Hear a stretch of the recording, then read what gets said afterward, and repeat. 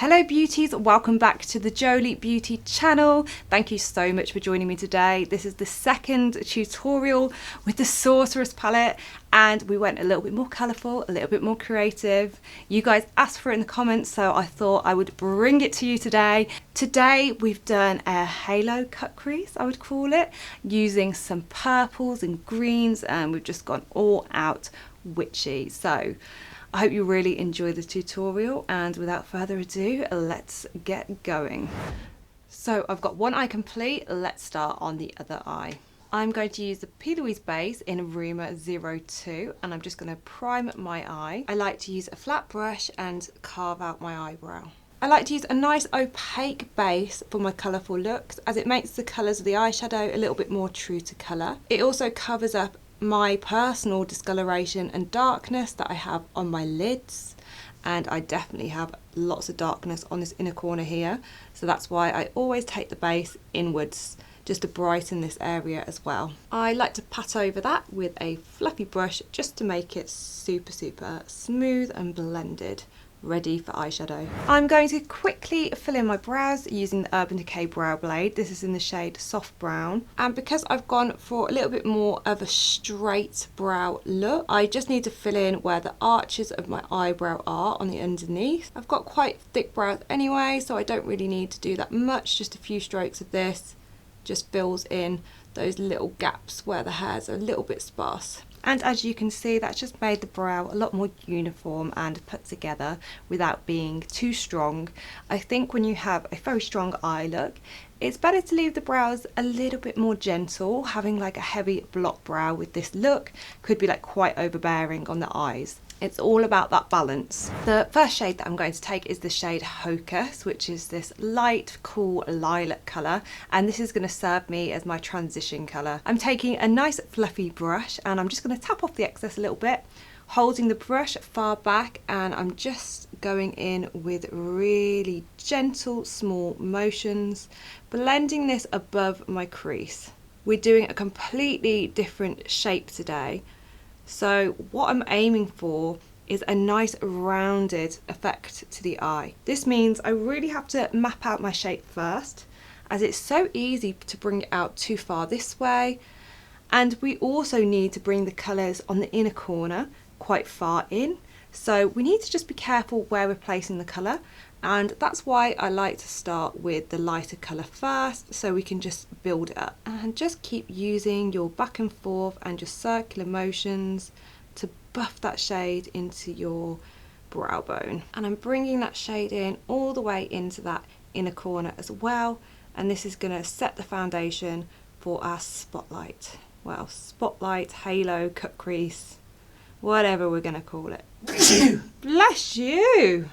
Oh, blimey. Sorry. Nearly knocked the camera over then. And I'll just keep going until I feel like I've got a really nice blend and I've got enough pigment there, and you know, take your time with it. The more you do it, the more you'll get the eye for when, you know, it's kind of ready to blend into. And like I said, we're not going too far out on this side, just a tiny amount on the edge of the eye. We don't want to create like a wing shape like we did in the last tutorial. If you haven't seen the last tutorial, I do a completely different eye shape and I'm doing grey smoke, so I will link that video down in the description bar below. By the way guys, on that last video, we haven't quite got 100 likes yet. Will you stop plugging this? In the last video, Saul said if he gets 100 likes on the video, then he's going to test painless waxing for us on camera. God, you sound like a broken record. No one wants to see me get my legs waxed. I'm pretty sure they do, Saul. I'm pretty sure they do. So yeah, if you could just go and give that video a bit of a thumbs up for us, that would be marvellous. And this one while you're there. So pretty happy with that blend, and it's time to move on to another colour, I guess. That kind of makes sense. I don't know why I struggled so much then. What am I doing now? It's one of those mornings today. So next I'm taking a slightly smaller, fluffier brush. Again, tapping off any excess so I don't get fallout on my face. And this is the shade Sorceress. And I'm just going underneath that colour into the crease. And I'm bringing this colour a little bit higher in the centre. And I'm also taking it on the inner corner for a spotlight eye or halo eye, you really want the majority of your colour to be on this outer corner and on this inner corner as well. And that's what gives you that three-dimensional effect. And we've lost a little bit of the softness of the blend of the first shadow. So again, going in with my first brush and just making sure I'm going back round and blending those colours together so you get that seamless blend into the brow bone. Lovely jubbly. Today is fueled by 0 sugar, 0 caffeine Coke, because I'm rock and roll like that. Now we're on to colour number 3. This is the shade Hallows Eve, which is our deepest purple in the palette. And you know the drill by now, we're going to our third brush, which is an even smaller fluffy blending brush. And now I want to place this colour right on the edge here, taking it only into my crease and packing it on the inner corner as well. I don't know why my voice went so serious then, as well. Again, not being afraid to go back to your other colours if you feel like they're losing a little bit of intensity. Just careful not to blend them all together. So I'm pretty happy with that blend for the upper eyelid. Can you see how I've made a rounded shape? And I haven't taken it too far out here, just enough to give my eyes the illusion of being a little bit bigger, but I'm not winging it out like I did last time. So now it's time for the scary bit, cutting the crease. Let's cut the crease, bitch. Gotta psych yourself, you know. Gotta, ooh, back. Too old for this. So today I'm taking the P. Louise blank canvas. I don't know if this has got a colour. I think maybe it's just called blank canvas. Don't know. Why do you go northern then? I don't know, like. Is that good? Comment below if that's great. All my northern followers. Hey up, duck, how's it going? Gone to pub, put tea on table. Oh yeah, fabulous. I'm sure we'll get a 10 out of 10 for that. So let's. I think I'm just distracting myself because I'm about to cut the crease. But what we're going to do is we're going to look at the other eye. We're going to stare directly in the mirror. Sorry if I'm blocking you slightly. I'm really going to just try and mark out the top level of where it should go. So for this look, the crease should be directly above your iris. So I'm just going to gently sketch in the top first. Now once I have the top, I like to go in a stripe down, marking my centre point, and then going back and just starting to cut the crease. When I've got the first cut into place, I then take the brush again and I just try and merge the sides a bit so it's not so blocky, and this just means that you'll be able to blend the shadows in a little bit easier into one another at the sides. I'll just blend it like that. Does that look symmetrical? Yes, I think it does. Bloody cut creases. It looks so damn pretty though.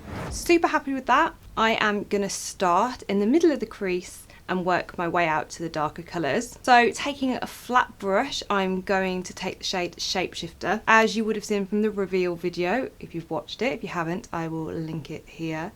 Shapeshifter is a colour changing shade that shifts from green to purple. So it's really cool blending it into purples, because then as you move your eyes around, it sometimes has the contrast of the green, or it sometimes merges in a little bit more and it turns to that glorious purple. So I think it really goes well with this type of look. Actually, the colours from this look kind of remind me either of something like a peacock or an oil spill. I can't make my mind up which one it is, but these are my ultimate favourite colours to work together. They just always look so pretty. So taking a flat brush, I'm just going to take it all the way down the centre and up to that cut crease. This is such a smooth metallic. It sits so well on top of any base, and you can really just see how popping that is. So again, disclaimer, the pans are a little bit thinner on the colour changing shade, Shapeshifter and Transform. And this is because they are such high quality metallics. So they're very, very expensive to make. Then I'm just going to use the other side of my brush just to blend in the Sorceress colour into that shade. Just, oh, you're right, Loki. Did you just wake up then? Are you having a little dream? Are you chasing those rabbits? And I'm just taking the Sorceress shade and just blending it up, feathering it in to where I've just put down. Glorious metallic. And you can just use a clean fluffy brush just to blend them together even more. So you start getting the kind of look that you're going for.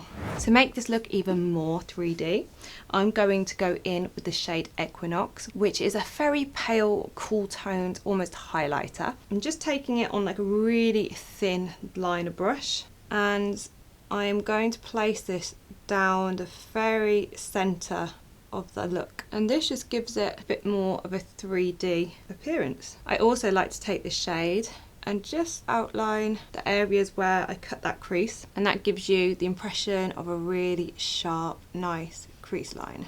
Again, just blending the colours into one another. Just to make the whole look a little bit more intense, this is optional. You can just pat a little bit of black on the inner and the outer corner. This is the shade Sabbath, and I am just touching it on the inner and outer corner, that much, and that's all I need, and I'm not putting any more on because I don't want the look to become too muddy, too black. So I'm going to do a little cleanup, do the base, and then we'll go back to the eyes. For base today, I'm using the Mercier Flawless Fusion Ultra Longwear Foundation, and this is in the shade Latte. I'm taking this on my Base Blend Pro sponge. First time. This is a medium to full coverage, and it's quite a matte foundation, so it works really, really nicely with more creative looks. Make sure just to take a little bit down your neck as well, just to make sure everything is blending together. Loki is asleep on my foot and he's snoring, so I'm sorry if you can hear that. It's not me, like heavy breathing or anything like weirdo. It's Loki, I promise. Are you having fun down there? Yeah. He's a little bit tired because Daddy took him skateboarding today. And if you wonder how you take a dog skateboarding, then I'll insert a clip here.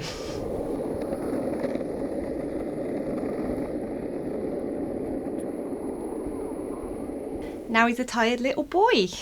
And you're a tired little boy. And I'm going to pair that with the Mercier concealer as well. I think this is from the same range. It's the Flawless Fusion Ultra Longwear Concealer, and this is in the shade 1.5 Warm. Got quite a lot of coverage on it, so I'm not going to put too much on, just enough to brighten up my under eyes.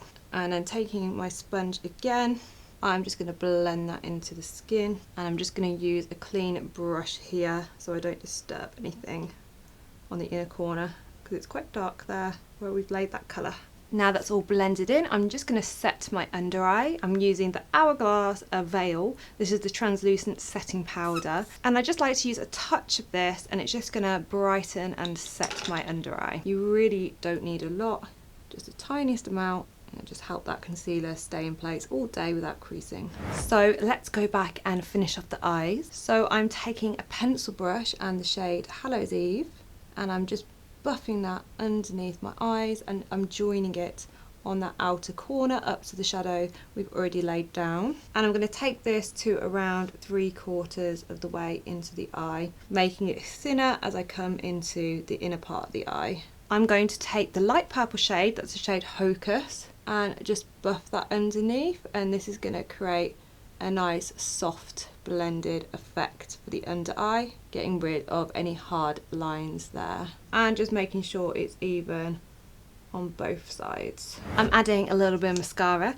This really adds something for the lashes to hold on to, so I always recommend just popping a little bit of mascara on the top and the bottom lashes. To be honest, I don't think I really need lashes because my natural lashes have got crazy long recently. Crazy.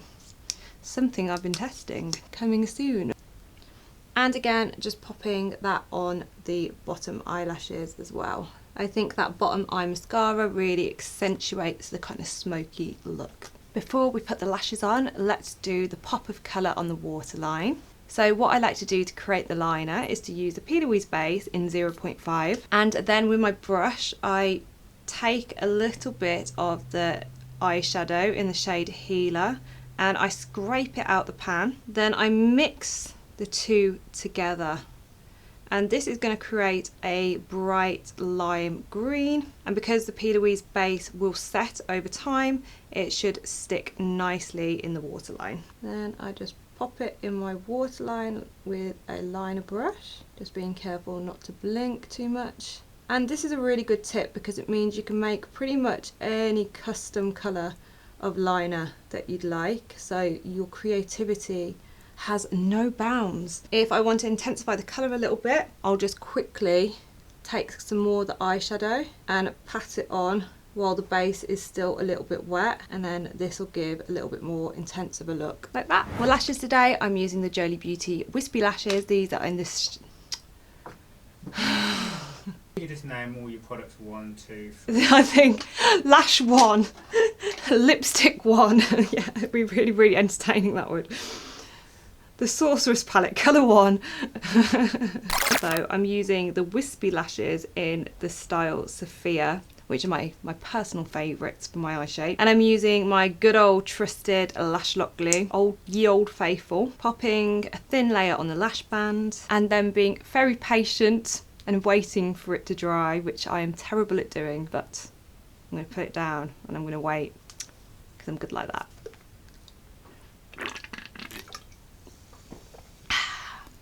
A few moments later. Okay, that should do. And I always go in from above.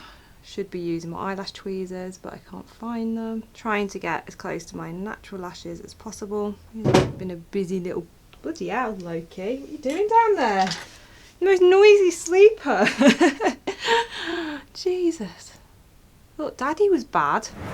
Quickly just going over the lash line with a little bit of my Infinity Gel Liner, and this will just blend in those lashes a little bit more. So I'm just going to add a little bit of bronzer to warm up the skin. I'm using the Second Skin bronzer collection, and this is in the shade Latte, which is our lightest shade, and I'm just popping this on the backs of my cheeks, giving the face a little bit more dimension.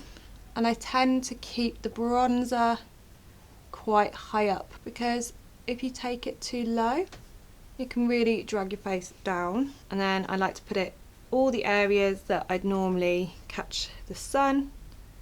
So just a little bit on my forehead, tiny bit across my nose. And I don't want to add too much to this look. I quite like it being quite neutral. So I'm just going to move on to a little bit of contour. Using the middle shade of the Perfectly Sculpted Contour Palette, I'm just going to pop a little bit along my jawline just to make that a little bit sharper.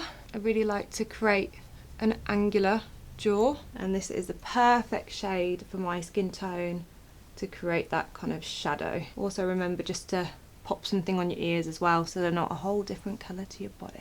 I'm going to leave the cheeks as they are. I'm not going to add any contour there, but I am going to add a little bit onto my nose, just doing my usual of making my nose a little bit shorter and taking away that tip, and just lightly running the shadow down the side of the nose. And you can just see how instantly it makes my nose look a lot smaller. I then like to take this shade here, which is more of a match for my skin colour, and I like to just press that all over where I've just put the contour, and this just makes it a little bit more subtle on the skin. Then I'm just taking the brightest shade out of the same palette and popping a little bit on my chin and a tiny bit underneath my contour. I am going to be adding a little bit of highlighter today, but unfortunately I can't tell you much about this one. Top secret, I'm afraid. All I can tell you is it will be coming very, very soon. I'm just going to add a little bit on the tops of my cheeks, going round to the temple, and I'm just going to pop a little bit of this down the centre of my nose as well, and that's just going to give the illusion of a thinner, straighter nose. You can also pop a little bit on the end of your nose depending on your nose shape. And finally it's time for lips. Mwah. So if you wanted just to do a lovely nude lip with this, it would look absolutely gorgeous.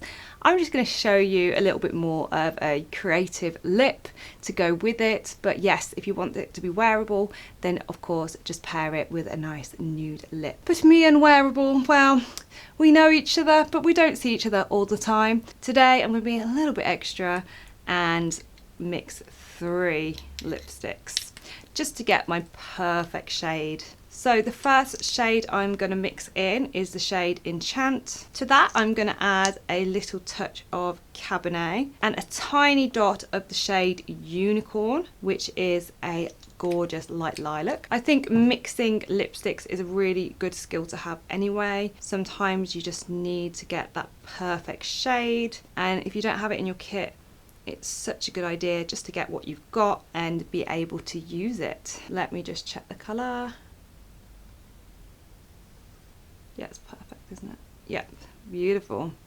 And this is giving me a gorgeous kind of muted dark purple. So it's quite hard for me to give you tips while I'm doing my lips, but I have to say, if you're going to mix up your own custom colour, make sure you mix up a little bit more than you think you need. That's because obviously as you start to work, the product is going to start drying down. So you don't want to be halfway through your lips, run out of products because it's completely dried and set. So mixing up that little bit more would just give you the security that you need, because it's almost impossible to mix exactly the same shade again unless you're like super amazing, and I applaud you and well done. But for me, every time I do it, it comes out a slightly different shade.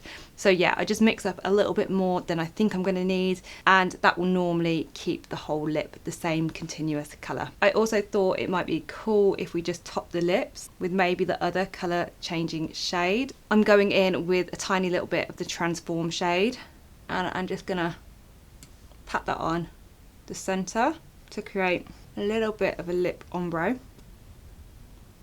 I'm feeling witchy. I'm feeling witchy.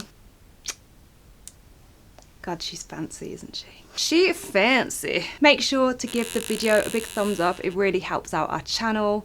Hit that subscribe button and ding-a-ling that bell for notifications so you know exactly when the next video goes live. Love you so much, guys, and I will see you in the next one. Mwah!